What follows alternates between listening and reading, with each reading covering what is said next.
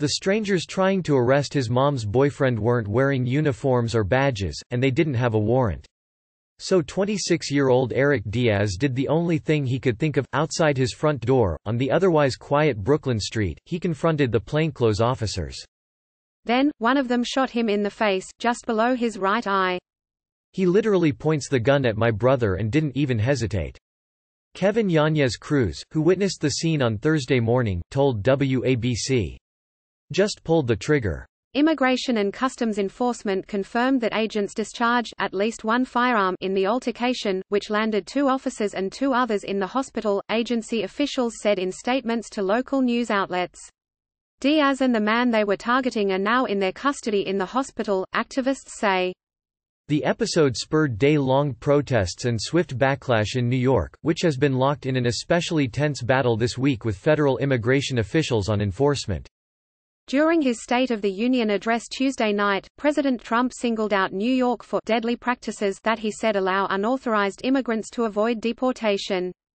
Trump officials threatened to expand retaliation for sanctuary policies to more states as NY residents are kicked out of global entry. Gaspar Avendano Hernandez, the longtime boyfriend of Diaz's mother, had been deported back to Mexico twice, ICE officials said. On Monday, he was stopped by New York police for allegedly driving with a forged Connecticut license plate, a felony criminal charge, WABC reported. Upon the man's arrest, immigration officials issued a detainer request, asking that Avendano Hernandez be held in jail past his release date so that they could take him into custody. New York, like other sanctuary cities, does not comply with these orders, which many courts have said violate due process. This forced ICE officers to locate him on the streets of New York rather than in the safe confines of a jail, ICE spokeswoman Rachel Yang Yao said in a statement to The Wall Street Journal.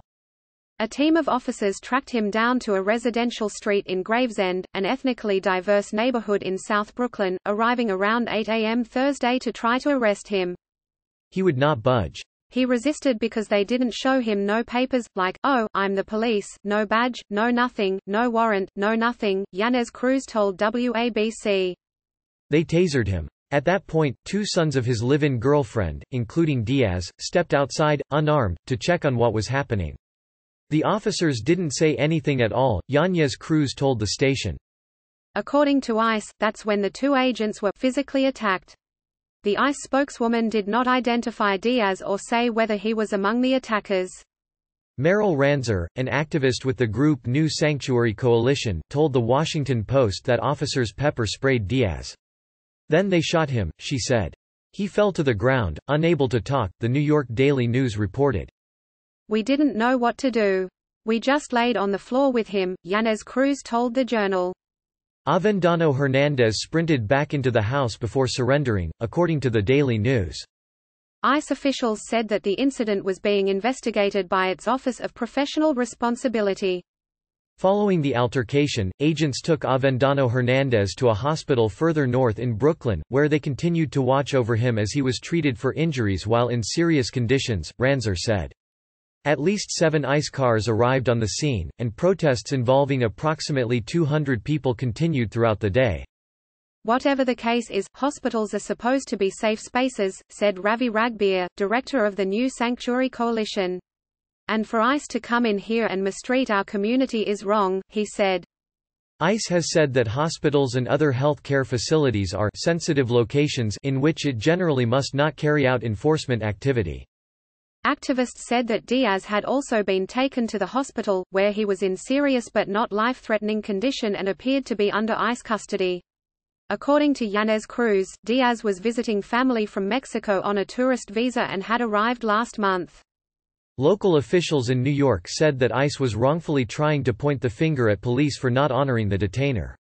If people are coming out, not even identifying themselves, jumping out and trying to jump on people, there is a problem, public advocate Jumane D. Williams told the crowd outside the hospital. Reps.